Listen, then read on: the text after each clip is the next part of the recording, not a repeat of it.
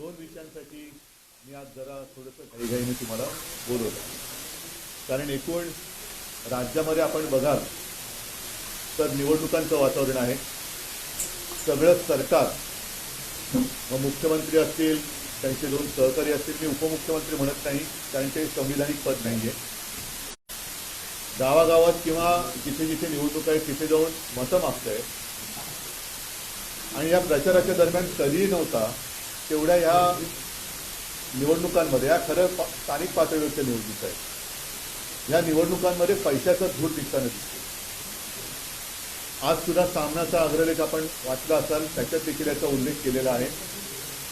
पैशाचं वाटप किंवा पैशाचा पाऊस किंवा अतिवृष्टी ही भयानक पद्धतीने महाराष्ट्रामध्ये सुरू आहे. आणि एक प्रकारचा सत्तेचा माज, सत्तेचा दर्प या सर्व राज्यकर्त्यांच्या वक्तव्यातून आणि त्यांच्या वागणुकीतून महाराष्ट्र पाहतो आहे. त्याप्रमाणे मी एक 8-10 दिवसापूर्वी मराठवाड्यामध्ये शेतकऱ्यांमध्ये जाऊन बसलो होतो. त्यांची सुख कसली म्हणा, दुःख, त्यांच्या वेदना, व्यथा समजून घ्यायचा प्रयत्न केला. आणि त्यांना मी नागरिकांशी बोलत नाही आहे, फक्त जिथे जात आहेत तिथे पैशाच्या थैल्या उघडल्या जात आहेत आणि मतं मागितली जात आहेत. हे चित्र फार भयानक आहे. आणि जे दोन विषय मी तुमच्यासमोर मांडणार आहेत त्याच्यात साहजिकच आहे, एकूणच मुंबईमध्ये गेले 2-3 वर्ष प्रदूषणाची पातळी फार मोठ्या प्रमाणावरती वाढलेली आहे. याही वर्षी आपण त्याचा अनुभव घेतो आहोत. जे काही रिपोर्ट येत आहेत त्यानुसार मुंबईची हवा ही आरोग्यासाठी घातक होत चालली आहे. आता काही जण असं म्हणतात, राज्यकर्ते असे कदाचित म्हणतील की इथिओपियामध्ये जो काही ज्वालामुखीचा उद्रेक झाला त्याचे ढग इकडे आले, ठीक आहे. तर ह्याचा आणि इथिओपियातल्या ज्वालामुखीच्या उद्रेकाचा काडीचा संबंध नाही. हा इथे झालेल्या भ्रष्टाचाराच्या ज्वालामुखीचा उद्रेक आहे. आणि त्यातून हे प्रदूषणाचे ढग, भ्रष्टाचाराच्या प्रदूषणाचे ढग हे मुंबई आणि महाराष्ट्रावरती रोरावत आहेत. मी जो विषय घेतलेला आहे तो प्रदूषणाचा आहेच. एक तर आपल्याला आठवत असेल की जेव्हा मी मुख्यमंत्री झालो त्यावेळेला तत्काळ आरेमधल्या कारशेडला मी स्थगिती दिली होती. याचा अर्थ मी मेट्रोला विरोध केलेला नव्हता, पण मेट्रोच्या ऐवजी कांजूर मार्गची जागा आम्ही सुचवली होती, जी जागा आता या सरकारने घेतलेली आहे. आणि आरेची तर झाडं कापलेलीच आहेत. आता हे जे काही प्रदूषण आहे हे आरेची जी झाडं कापलेत त्याच्यामुळे नक्कीच वाढलेलं आहे. आणि कॉन्ट्रॅक्टरचा पूर्ण विकास करण्याचा जो काही एक आटापिटा चाललेला आहे त्याचंच हे प्रदूषण आहे. आता आणखीन माझ्या कानावर आले की संजय गांधीचा जो काही डेव्हलपमेंट प्लॅन हा आता हे सरकार करतं. म्हणजे संजय गांधी नॅशनल पार्क एक असं जंगल आहे, जगातलं एकमेव जंगल आहे की जे शहरात आहे. आणि इथे केवळ झाडच नाही तर अगदी बिबट्यापासून अनेक जीव तिकडे वर्षानुवर्ष राहत आहेत, किंवा पिढ्यानपिढ्या असं म्हणा, कारण पिढ्या आपल्याच नसतात. तर ते जे करतायत ते नाशिकमध्ये करतायत. नाशिकमध्ये पुढच्या वर्षी कुंभमेळा होतो. कुंभमेळा व्हायला पाहिजे, कारण गेल्या अनेक वर्ष, अनेक शतक हा कुंभमेळा होतोय. गेल्याही वेळेला तिकडे कुंभमेळा झाला होता. आणि तिथे येणारे जे हजारो लाखो साधू संत आणि भाविक आहेत त्यांची गैरसोय होता कामा नये याच्यासाठी सुविधा पुरवण्याचं काम हे सरकारचं असतं आणि असलंच पाहिजे. दुर्दैवाने गेल्या वर्षी प्रयागराजमध्ये जे काही घडलं, चेंगराचेंगरीमध्ये किती नेमके भाविक चिरडून त्याच्यामध्ये काही जणांना प्राण गमवावे लागले, काही जण गंभीररित्या जखमी झाले, त्याचा नेमका आकडा काय अजून आलेला नाही. तर थोडक्यामध्ये तिकडे भाविकांची आणि साधू संतांची गैरसोय होता कामा नये हे शासनाचं काम आहे. आता हे काम आहे म्हटल्यानंतर त्याच्यामध्ये पारदर्शकपणा पाहिजे. साधुग्राम म्हणून जे काही होणार आहे, जे गेल्या वेळेला झालं असेल ते नेमकं कुठे झालं होतं याची सुद्धा माहिती आपण सहज मिळवू शकतो. पण यावेळेला तपोवन हे नष्ट करण्यात येणार आहे. आता तपोवन म्हणजे जिथे प्रभू श्री रामचंद्र, सीतामाई, लक्ष्मण हे काही काळ वास्तव्यास होते अशी एक आपली मान्यता आहे. म्हणजे प्रभू रामचंद्राच्या पदस्पर्शाने पावन झालेल्या ज्या काही मोजक्या जागा आपल्या देशात ओळखल्या जातात त्याच्यापैकी तपोवन ही जागा आहे. म्हणजे जुनी झाडं जाऊन त्यांच्यापासून नवीन झाडांची उत्पत्ती होत असते. अशी अनेक वर्ष हे निसर्गाचं चक्र तिथे चालू आहे. थोडक्यामध्ये या तपोवनाने आपल्यापेक्षा जास्त कुंभमेळे अनुभवलेले असतील, पाहिलेले असतील.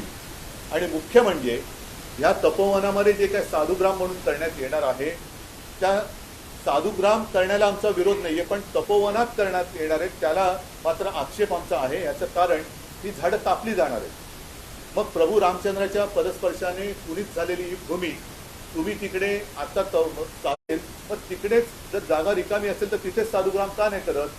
म्हणजे आहे ते मारून टाकायचं आणि मारल्यानंतर पुन्हा तिकडे नव्याने झाडं लावू अशी एक लोणकडी थाप मारायची. हा हिंदुत्वाच्या नावाखाली चाललेला भ्रष्टाचार आहे. याचं कारण असं की आत्ता कुंभमेळ्याचं जरी कारण देण्यात येत असलं तरी देखील माझ्या हातामध्ये एक अख्खे ते टेंडरची कॉपी चालेल, त्याचं पहिलं पान आहे की ज्याच्यात स्पष्ट दिलेलं आहे की तिथे नंतर कॉन्फरन्स हॉल, कन्व्हेन्शन हॉल वगैरे असं यांचं काम आहे की काय. कारण काही म्हणी आपल्याला बदलल्या पाहिजेत. मुंह में रामावर बगल में छुरी असं जे काय म्हणत होतो, आता रामाच्या नावाने ही जागा अदानी हा एक शब्द झालाय कॉन्ट्रॅक्टरचं प्रतीक म्हणून. म्हणजे ही जागा उद्या कॉन्ट्रॅक्टरच्या घशात घालण्यासाठी आत्ता कुंभमेळ्याचं कारण पुढे करून तुम्ही तिथली झाडं कापताय किंवा नष्ट करताय, हा सरळ तिथल्या जनतेचा आरोप आहे आणि त्याच्याशी मी सहमत आहे. तिथल्या जनतेचं कोणी ऐकत नाहीये. मी सुरुवात करताना जे तर हे भाजपचं थोतांड आहे आणि म्हणून मुंह में राम आणि बगल में अदानी असं यांचं भाजपचं हे हिंदुत्व आहे.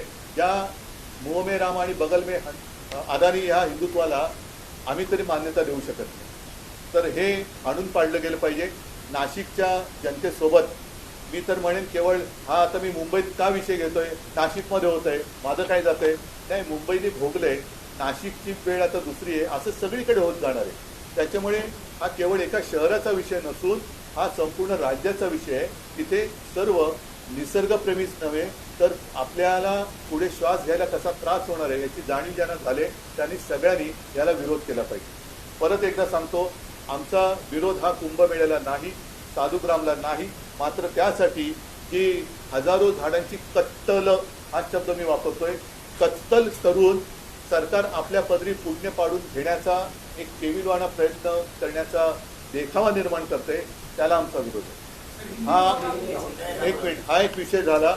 हा एक विषय फार महत्वाचा आहे. आणि दुसरा विषय हा राज्यसभेचा आहे. नोटीस नाही, त्याने काय अधिसूचना ना काय म्हणतात त्याला, हा म्हणजे त्याला काय म्हणतात अधिसूचना त्यांनी जारी केलेली आहे. आणि त्यानुसार यापुढे प्रोसिडिंग्समध्ये हाऊसमध्ये त्यांनी म्हटलेले की there should be no thank you, जय हिंद किंवा वंदे मातरम. म्हणजे हे तर अनाथल्ली आहे. आजपर्यंत आम्ही भाजपच्या जे काही सोबत होतो तो भाजप जिस देश में रहना होगा तो वंदे मातरम नुकतंच आमच्या मोदीजींनी मोठं भाषण वगैरे कुठेतरी दिलं, त्या वंदे मातरमला म्हणजे हा ही काय मॅकलेची अवलाद ही भाजपमध्ये कुठून आली?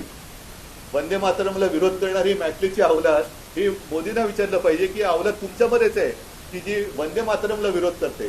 त्याच्यामुळे आमचे सर्व संसद जे खासदार आहेत ते आमच्या लोकसभेच्या आणि राज्यसभेत तर आमच्यात 2 आहेत, एक संजय राऊत आहेत आणि प्रियांका चतुर्वेदी आहेत. मी आता 2 खासदार माझ्याकडे सभागृहात ठणठणीतपणाने वंदे मातरम बोलायचं, बघूया कोण आपल्याला बाहेर काढतं. शिवसेनेचे खासदार हे लोकसभेच्या आणि राज्यसभेच्या सभागृहात वंदे मातरम बोलणारच. आणि भाजपमध्ये हिंमत असेल तर आमच्या सदस्यांना त्यांनी निलंबित करून दाखवायचं. पण हा खेळ खंडोबा चाललेला आहे. म्हणजे लोकांना भावनिक एक भ्रम संभ्रम निर्माण करायचा, मतं मिळवायची आणि मतं मिळवल्यानंतर सगळं मारून टाकायचं. हिंदुत्वाचं सुद्धा नाटक आता तुमचं उघडं पडलंय, राष्ट्रप्रेमाचं नाटक उघडं पडलेलं आहे. आणि ह्याची उत्तरं या निवडणुका बाजूला ठेवून भाजपच्या वरिष्ठ नेत्यांनी, इथल्या चेल्या चपाट्यांनी नव्हे, इथल्या चेल्या चपाट्यांना त्यांना मी खिदगंटीत धरत नाही, कारण त्यांच्या शीर्षकांनी त्यांचा अध्यक्ष जाऊन बदलताना नामुष्की आलेली आहे. तर भाजपने याचं उत्तर दिलं पाहिजे. दोन्हीचं प्रभू रामचंद्रांच्या पदस्पर्शाने पुनीत झालेलं तपोवन तुम्ही कोणासाठी मारता आहात आणि आपल्या संसदेच्या सभागृहात वंदे मातरम का बोलायचं नाही ह्याचं उत्तर आता भाजपने द्यावं.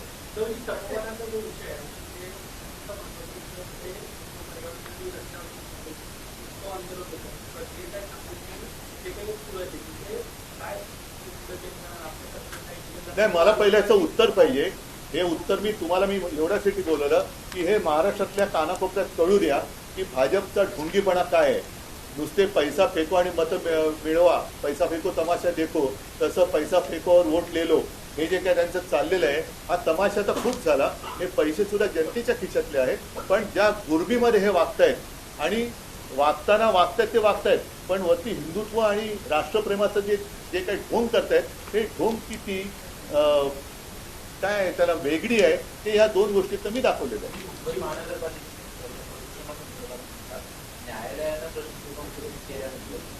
मी न्यायालयाबद्दल बोलण्यासारखं आता काय आहे का? न्यायालयाबद्दल बोलून काय उपयोग होतोय का? त्याच्यामुळे कृपा करून मला न्यायालयाबद्दल प्रश्न विचारू नका, बोलून काय उपयोग होत नाही.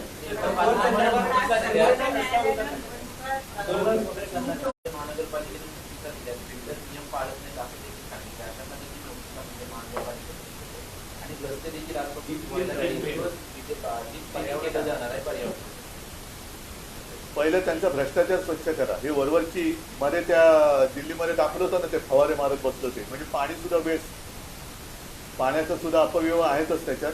आणि झाडं मारून तुम्ही प्रदूषण करता, म्हणजे हा नियोजन शून्य विकास जो आहे तो पहिला थांबवला पाहिजे. कारण आठवले या लोकांनी म्हणजे तसंच झालंय की मतांचा तुम्ही लिलाव मांडल्यासारखं झालेलं आहे की हा एवढे पैसे देतो, हा एवढे पैसे देतो. ही कुठली लोकशाही आहे? म्हणजे मतांचा लिलाव आहे का हा?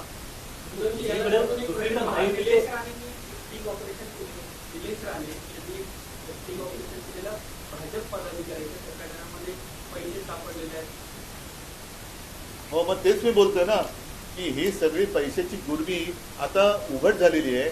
मंत्री पैशाची उघडी बॅग ठेवून घरात बसतो, त्याच्यावरती काय कारवाई होत नाही. हे सगळे भ्रष्टाचार आता एवढे झालेले आहेत की हा भ्रष्टाचाराच्या ज्वालामुखीचा उद्रेक झालेला आहे. हे प्रदूषण त्याचं आहे.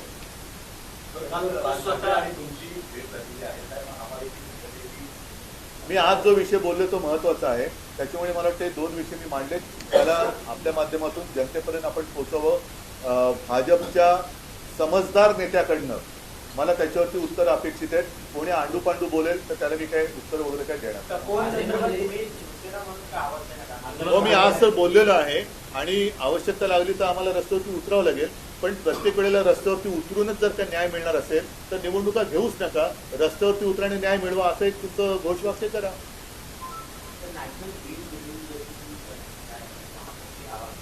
अच्छा, मैंने की कई मतलब कितनी बार हमने कोशिश की, लेकिन ये मानने के लिए तैयार नहीं. क्या चल रहा है? सिर्फ कॉन्ट्रैक्टर के लिए सब पेड़ भी काटो, सब काटो. अच्छा, तपोवन की जो मैंने बात की उसका टेंडर ही कल निकला है म्यूनसिपालिटी का. वहाँ कन्वेंशन हॉल और सारी चीज़ें बनाने वाले हैं. इसका मतलब यही है कि एक जो कहावत है मुंह में राम और बगल में छुरी, उसको थोड़ा बदली करना होगा. मुंह में राम और बगल में अदानी.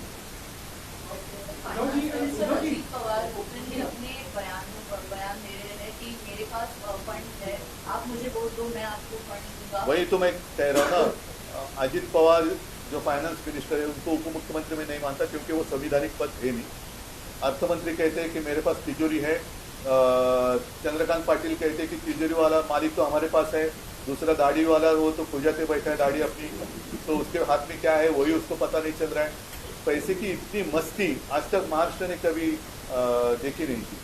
तो ये सब खेल चल रहा है और लोगों की जो व्यथा है वो समझने के लिए इनके पास समय नहीं है.